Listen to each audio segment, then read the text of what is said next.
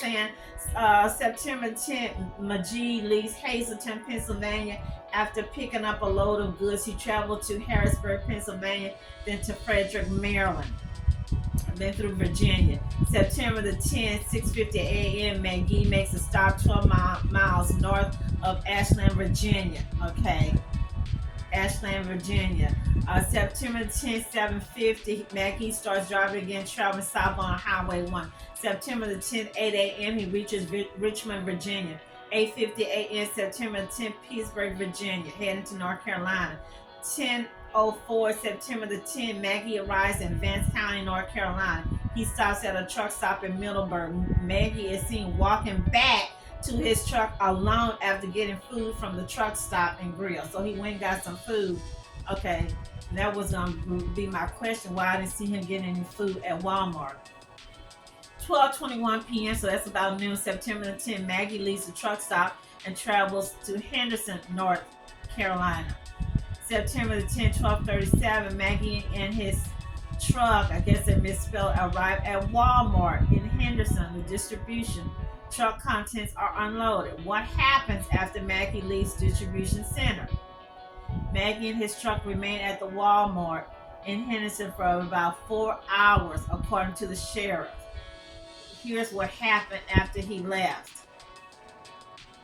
Okay, 4 hours. 4:53 p.m. September the 10th, Magee and his truck leave the distribution center. 4:58, basically 5 o'clock, September the 10th, Magee truck is idling in a dirt parking area in front of Vanco Mill. This is where his body is later found. The parking area is an unofficial truck stop and is about a half a mile from the Walmart. 5:44 p.m., basically 6 o'clock, September 10th, Magee drives northwest on West Andrews. 5:49, basically 5 minutes later, Magee pulls into Young Street. His truck idles there. 5:53, September 10, Magee parks in a parking lot in the corner of West Andrews and Vance. Magee gets out of the truck and walks to a local smoke shop. I got something to say. Y'all gotta be careful of these smoke shops. I never, and I think that's where I was stuck at. I was stuck at that smoke shop when I first read it. There's been several people. The other young man from Chicago that was found in Peru, Illinois, Delaney Young. There was some other people. There's been several fights or robberies around those. I don't feel that these places are safe, and I don't understand why I'm seeing a lot of young black people going to smoke shops. If y'all remember a while back, they were saying, oh, black kids or young blacks do not smoke. Black people are not smoking cigarettes. When I worked downtown in different places, in clerical pools, and even when I work at Amazon, when we go downstairs for our break, I didn't see black kids, black youngsters, black people. I mainly saw white and Hispanic young folks out there smoking. So now I've noticed a trend that the young black kids are going to these smoking shops. Gotta be careful. 6:01, September 10, Magee leaves the parking lot. He then drives to Andrews and merges. 6:11, September the 10th, Magee drives to Walmart. Once there, he walked in, purchased Ozark Trail Blue Road, used self-checkout. He received a receipt, surveillance camera. Now this is where I saw him. Walking with it, got a receipt in his hand, and one while I see him throwing it up and in like he's playing with it. And he has a weird look on his face. When I first saw, it's another picture of him in a white. I don't know if he's got braids or he got something white. I'm looking at it. Something about his eyes got me, or I was drawn to his eyes. Magee arrives at Hampton Inn at 6:28, basically 6:30. He can be seen parking at the back of the building and walking to the front. 6:32, Magee walks into the hotel alone and walks up to the front desk. He speaks to a hotel employee and leaves the hotel 2 minutes later. It was said that Magee was told there was no rooms available. Okay, I'm fixing a question. When he first got into town, he got into town around 12 something. He should have got the room. He should have got his room between 12. We waited until 6, almost 7 o'clock. It's a small place. They're probably not. And I'm curious if anybody went back and really uh, searched these people records to see if they wasn't lying to him, if they really was out of rooms. But when he got in there around 12 or 1, that should have been the first place he went. If he was going to spend the night, go ahead and get his hotel room. Okay, so here they say 6:35 Maggie truck is turned back on. He leaves the hotel parking lot within a minute. 6:52 Maggie arrives at the same dirt lot at Banco Mill where he parked earlier in the day. Maggie gets out of the truck, walks along toward the wood line on the eastern side of the dirt lot. Maggie can be seen carrying an object in his hand. He then walks around a trailer and goes to the front gate of TNR Tractor, which is located, and then walks back to the wood line. Whoever got some videos or camera, they got some good cameras to see all this step by step. And I did read somewhere where they said KLLM Trucking Company, they've got like 4 cameras on their truck. But this that they're seeing is from either the TNR Tractor or maybe the cameras in the other areas picking up on his walking back and forth. At 7 p.m. September 10th, Maggie gets into his truck and turns it on. It did not appear to have anything in his hand. When he got back to the truck, camera showed the truck is on and idling for the next half hour. That's weird. 7:30 p.m. September the 10th, Maggie's truck is turned off. Maggie is seen walking alone away from the truck and toward the trees. Maggie is not seen walking back to the truck after this moment. 911 caller finds Maggie's body the next day around 10 a.m. on September the 11th. Maggie's body was found by the owner of TNR Tractor and Trailer. The owner called 911 saying a man with a rope around his neck was spotted on the outside of the fence. The man later identified as Maggie was not breathing. Several first responders went to the location.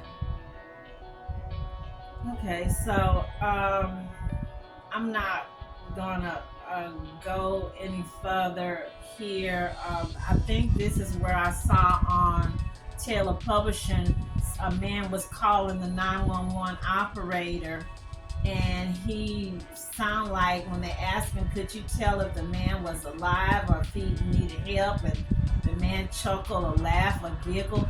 I don't see anything funny, especially for an older black man in the South of a certain age to be laughing and giggling or smirking about somebody found dead, deceased at a tree with a rope wrapped around his neck.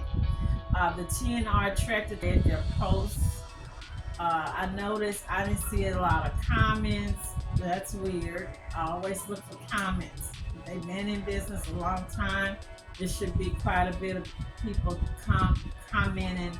I did see on Google reviews, people were leaving, black and white, leaving good comments about TNR Tractor. What I did see people say about KLLM Trucking Company that he worked for, allegedly, they said that the company was not a good company. They were sending their people, the black people, to sundown towns or Ku Klux Klan, American KKA towns. That they supposedly had the drivers insured. They had the life policies. One of the ladies I saw where she said someone, or maybe someone that went to the training class, said that one of the trainers told them what happened to the young lady that was unalive in New Orleans a couple of years ago. They found her in her truck. Um, and she had been missing, or not missing, she hadn't checked in a week.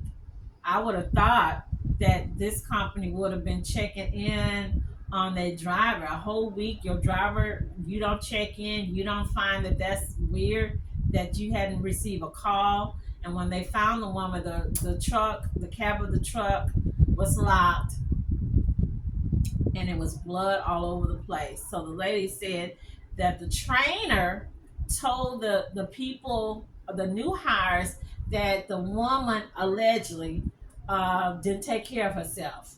She wasn't taking care of herself. That whatever happened, that was because of her doing, or she brought something on herself. I don't see any condolences. I don't see any tributes on their page, on their website, on their Instagram, on their Facebook, on their Twitter for this young man or for Carmisha. I found that really weird. I thought that most companies would send out some kind of condolence for the other family members, the family, since y'all said they family, that the other drivers and new hires would see this and put something. I don't think I saw this bike gang, not gang, biking people that came out, went out, and they said prayers and they joined hands. And then I saw that they had tore or pulled the tree down. I don't think they should have pulled the tree down. I don't think whoever, when they found that man's body, they should have mowed the lawn. That I thought that all should be evidence or something. That looked like that should be evidence. Why and why there's no flowers?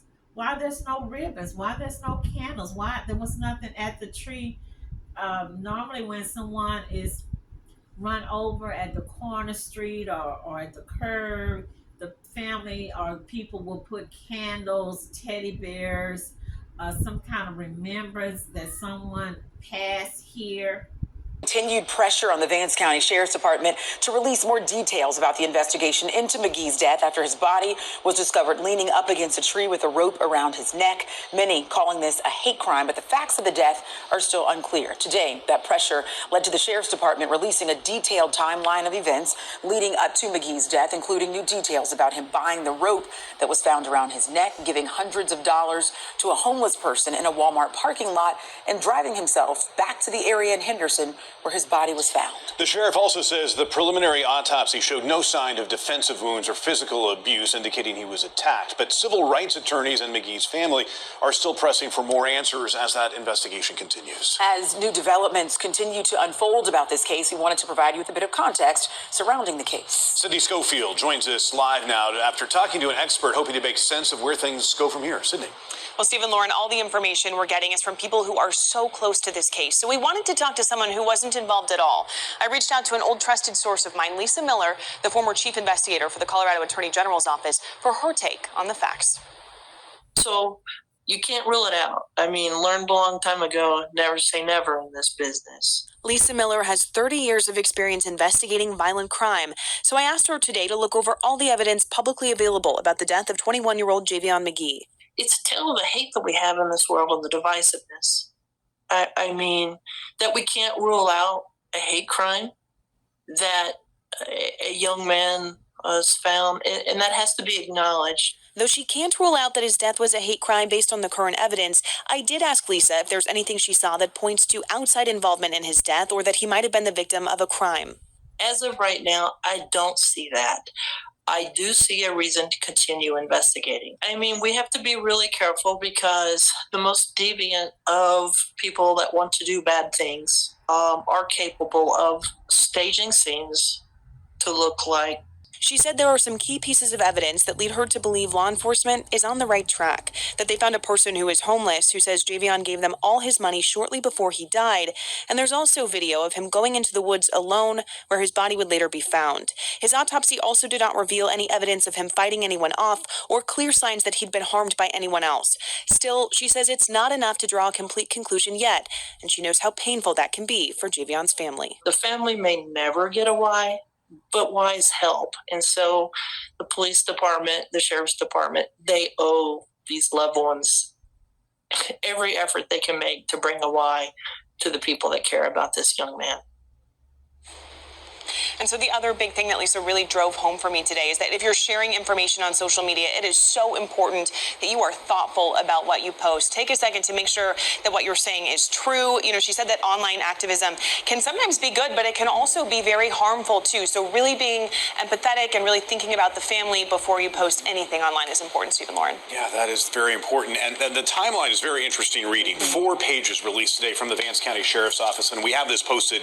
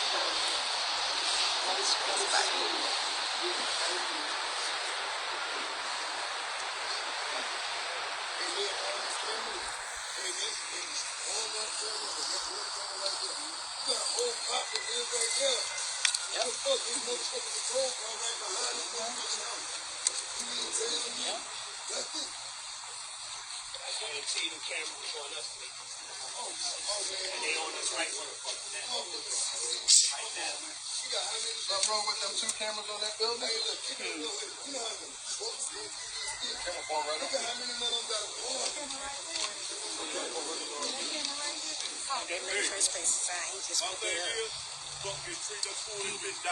You can tell it's a brand new sign. That's a brand new sign. Break, okay? Pull that bitch down, then. Pull that bitch down.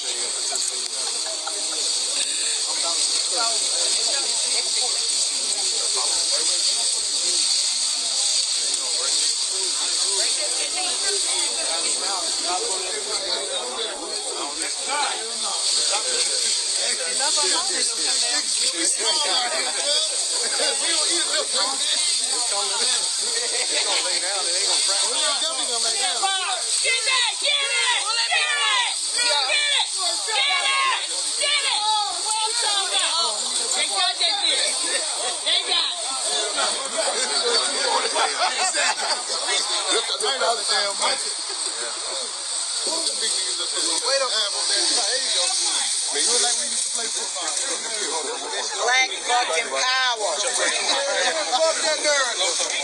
Fuck that narrative. One time, fuck that narrative. Fuck that narrative. When I first saw this, like I said, I saw this young man in the white suit, maybe something over his head, white, and that to me, the last time I had a dream similar to that, it was when I did watch my video on the Delphi, the young girls, Abby and Libby, that was unalive. I said I saw them in white dresses, like sundresses on the beach or going over. That means a transition. You're going up, you're sitting at the right hand with the father. And then also when I had one of the young girl that was unalive, well, she was missing. The man didn't want to tell the family where she was in Charlottesville. Was it Charlottesville, Virginia? The young lady, I think it was Ashley. I saw her in a white tutu, like a ballerina, like the Nutcracker, dancing and in that white. And so now I see him in the white, like a white suit. So the other night, which would have been Thursday, Wednesday, either that Wednesday evening or the early Thursday morning, right before we were getting ready to let the dogs out. And it wasn't really like a full dream or vision. It was like I was thinking, I don't know if I was thinking about this young man or was I thinking about something. I had just kind of like closed my eyes. It wasn't even it was just like a close and you wake up. And I saw him, and I don't know, I didn't see anything. I didn't even bother to try to look because I don't want to look to see. But I saw him in a watering hole or pool, happy, waving with that same Colgate smile, bright eyes, having fun, laughing. I don't know and I'm sure the parents will say if he was a swimmer, if he liked to swim, did they have a favorite place they like to go? But that's what I saw, just that fast, and it just went away, and I was like, what? I don't know if you ever experienced it where you see something, I'm like, did I just see that? I do feel, I didn't want to say it, I didn't want to believe it because everybody's all saying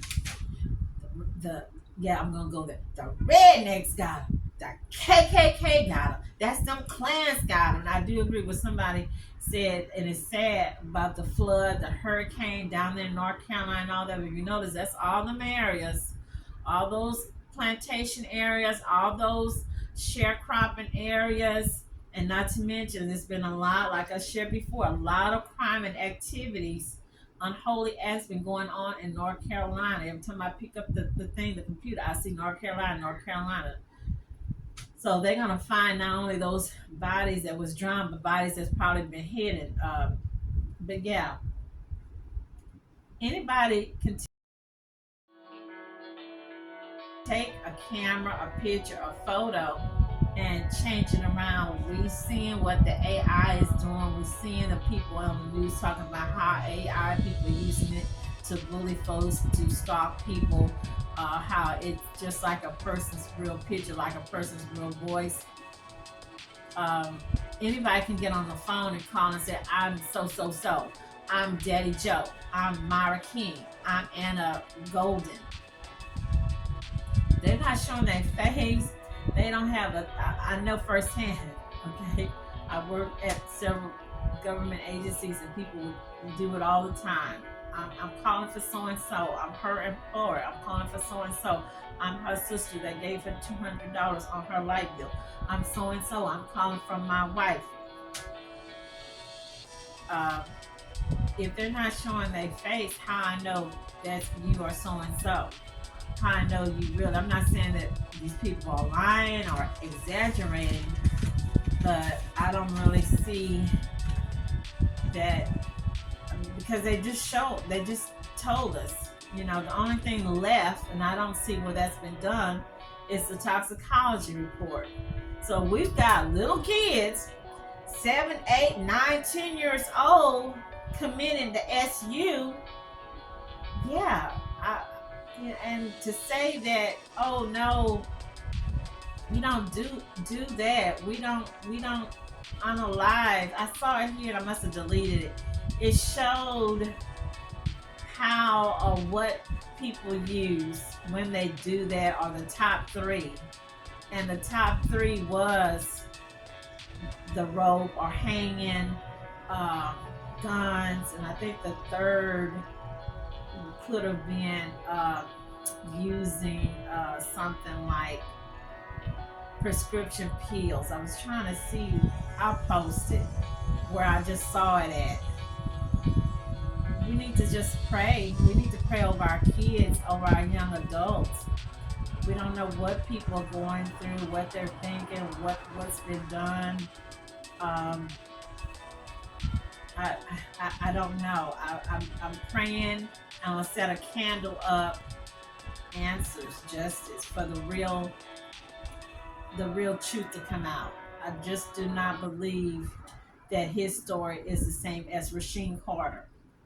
Yeah, we know hanging has happened. I read a book about this thick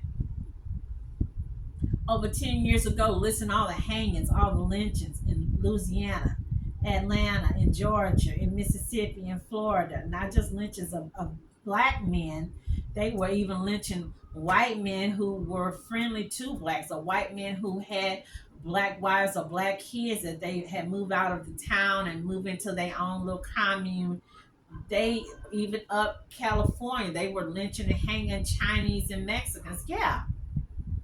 But we see where they've got detailed pictures, camera, step by step, minute, at hour of this young man. I don't know what was going on, but I do not. And if it was, then I wouldn't have seen him basically at peace.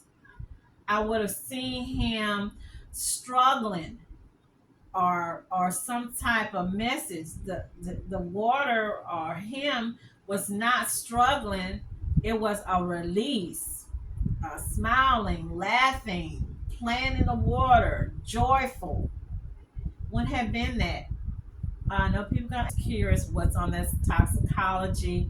You know that you can take medicine, prescribed medicine from the doctor, and it can have you hallucinating. Okay, look at some of the medicines and look at the side effects. I found two medicines I had took year before last. I think one was for a cold, one was for a cough or something, and they had. I just looked it up. Side effects.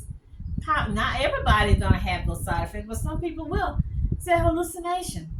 One of my family friends from New Orleans is a young lady I work with. She was telling me year before last, her son had took some marijuana, him and some friends at the house, and next thing she knew, he was acting suicidal. He wanted to kill, delete everybody in the house. He said he saw some figure.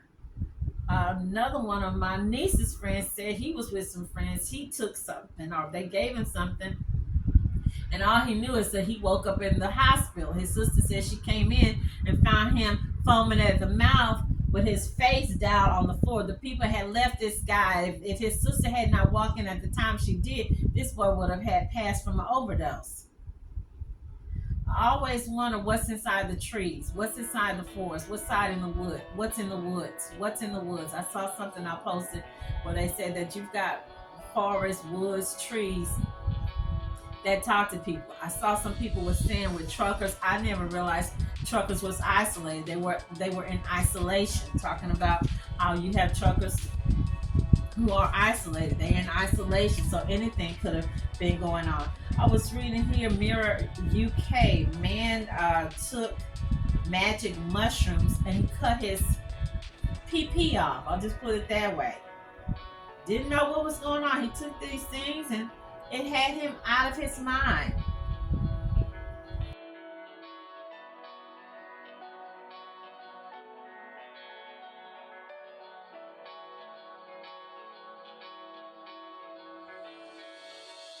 Ball and had one of them tubes in her face or nose, and the kids was bluing her at school.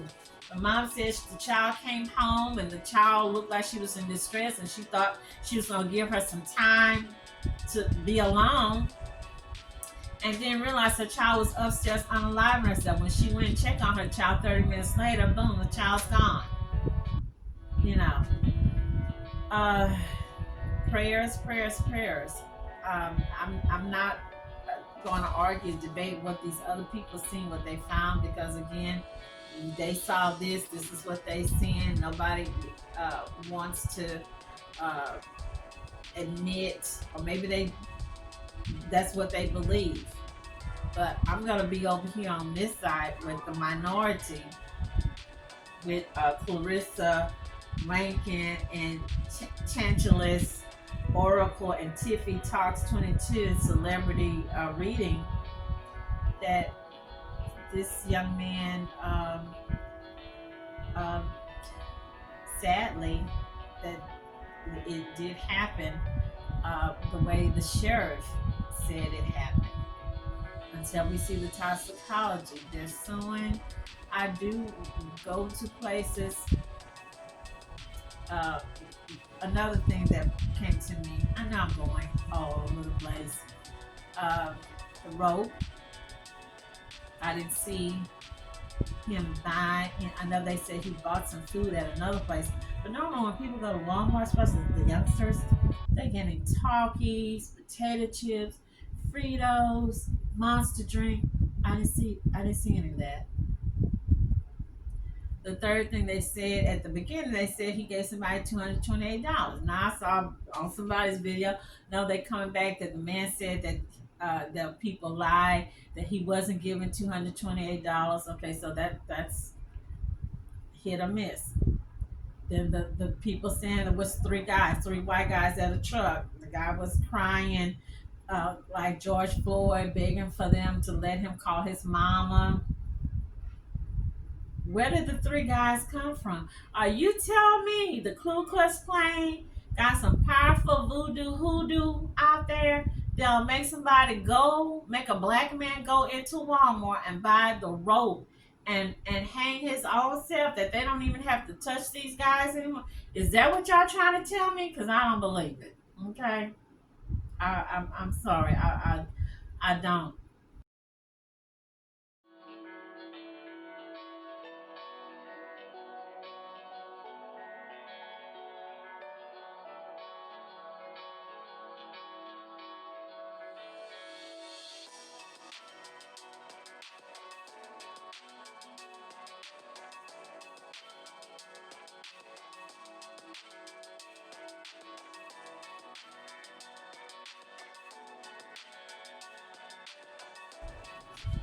I want to know why KLLM have not issued a statement, sending condolence. I'm curious, have they sent the family any money, any flowers?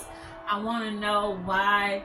I'm gonna put the GoFundMe up, but the last time I looked at it, it was not quite. I think the goal is 20,000. It was like 18,000. I share with you in my previous videos where I showed how black people, I don't know why, when we do GoFundMes, even when on tragedy like this, funerals, wakes, we don't get a third of the amount that I see other people get. People even get more from when they asking for breast implants, or to go a trip to Paris, or to go to Costa Rica to feed the birds. I just had to go there. He's from Chicago. That GoFundMe should have been at least 50 to 75,000 by now. It's 2 weeks ago. This happened. This tragedy happened. It should be way more than that. You have called it a lynching, and that has racial overtones. Do you think that his death was racially motivated? It could have been. In the community that I live in, it's not likely not to have been, because, like I said, it's separate. It's desegregated. You can sense it. Not so much as see it, but sense it. And you could see it at a certain point if you lived there long enough. He had just broken up with his girlfriend, who was an older white woman, right? Yes. 31 years old. Yes. She's a white woman. Well, how do you think that factored into this? Did you think it factored into this at all? It could have. How so? Her background, for one, the company she kept, and also the fact that she was older and more experienced, and an ex-husband. And of a different ethnicity, that she's white and he's black? Yes. Did that Yes. make a difference? Yes. Yeah. Was that an issue in the town? It was an issue in the town, also with the family. With her family? My family. With your family? I personally talked to her one-on-one as a mother to another mother. She has 3 children in the home, 11-year-old daughter. And I put it to her like this. I said, if my 17-year-old came to your house and wanted to talk to your 11-year-old, how would you feel? Same scenario. Thinking that she would think of it as, from my point of view. Yeah. And? There was nothing really to say except either change, stop, and it didn't. You said that you believe there are too many inconsistencies, like the sneakers he was wearing when he left. You said that the sneakers were different when they found him, the ones that he had on when they found him. They weren't his. 2 sizes too small. No shoelaces. It's just not feasible. It's not logical. Lennon would not put himself through that kind of tennis shoes that were 2 sizes too small. Why? He left home with a brand new pair of Jordans that I bought him for school. The truth is what the family has asked for since it happened. For the first time in more than 6 years, we may now have the truth about what happened to Lennon Lacy, the high school football player from Bladen County, whose body was found hanging from a swing set in Bladenboro. WECT's investigative reporter Ann McAdams has reviewed the just-released FBI file. So, Ann, how extensive is this file you're talking about? John, investigators just released the most essential parts of the file, and that alone was 823 pages. In it, the FBI explains how they reached the conclusion that Lennon Lacy died by suicide and was not the victim of a hate crime. It's a story that captured the attention of our community and the world. New developments this evening in the hanging death of a black high school student in North Carolina whose case was first ruled a suicide but is now being investigated by the Justice Department. Lennon Lacy's death came on the heels of the deadly shooting of Michael Brown in Ferguson, Missouri. Some feared Lacy's death was not a suicide, but a race-related lynching. Lennon! Lacy! Justice! Now! Lacy's family members didn't recognize the belts that were used to make his noose or the shoes he was wearing, which by some accounts were 2 sizes too small. Shortly before his death, Lacy had also angered some in his community by dating a white woman nearly twice his age. Ask yourself the question, would you be satisfied with all of these unanswered questions if it was your son? I've been called by CNN, MSNBC, Katie Couric. Why do you think that your brother didn't commit suicide? He was just too happy for life. The just-released FBI file shows that investigators reviewed surveillance video, subpoenaed 1,500 text messages and Facebook posts, and interviewed 49 people in their search for the truth. While some agreed Lacy seemed fine, one of his close friends told investigators that just days before his death, Lacy was suicidal. He says Lacy confided he had tried to hang himself, but the belts broke. Other friends told detectives he was angry and withdrawn. We knew that Lacy was mourning the death of a favorite great-uncle, whose funeral was the day before his own death. But a newly revealed detail could be even more telling. Lacy had just had his heart broken. Officials say Michelle Brimhall, the 31-year-old white woman who he had been seeing and developed strong feelings for, had broken up with Lacy the week before his death. Despite the warning signs of depression, detectives chased down every lead suggesting foul play. They worked with law enforcement officers across the state to vet concerns that Lacy may have been lynched. Those leads simply didn't pan out. The lengthy investigation, an emotional roller coaster for his grieving but stoic family. God has prepared me for all things. With his grace and mercy, I've come this far. He's not going to leave me now.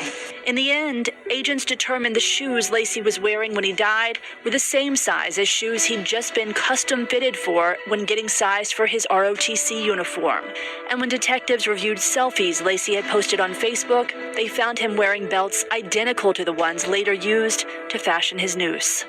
Other than ant bites that marred his body after his death, the medical examiner found no visible injuries to Lacy's body apart from ligature marks. While some wondered how he could have hung himself from the top of a swing set, an investigator's reenactment found he could have used a nearby platform or stood on a swing. While utterly tragic, officials ultimately reached the conclusion Lacy died by his own hands. While presumably better than murder, the truth is still troubling. Last week, we spoke to Lennon's mother, Claudia, who was unaware the FBI file in her son's case had been released. John, after she had a chance to review it, Miss Lacy still declined to comment or even say whether she accepted the findings of the FBI. So prayers go out to Javion Magee for answers, healing, for the parents, comfort for the mom and the dad. I don't see who they're gonna sue, because Walmart is not involved. How can Walmart be involved if it was a Walmart employee followed him out to the truck? If it was a Walmart truck or Walmart trucking person did something, or he got injured inside of Walmart, I don't see how cops from another town would come into this town unless they're trying to start the purge, unless they're trying to start a race war, unless they're trying to make the Sheriff Brand and the black female mayor look bad. Maybe they're trying to do that. Maybe it's something to do with the election, maybe. I don't know, you guys. That man upstairs, no. My prayers and wish is for Javion, and he's probably has already went to his mom and dad and talked to them, show himself to them, and let them know what really happened, because when these people pass and they transition, they do go back home to mommy and daddy or to their loved one to give them a reassurance.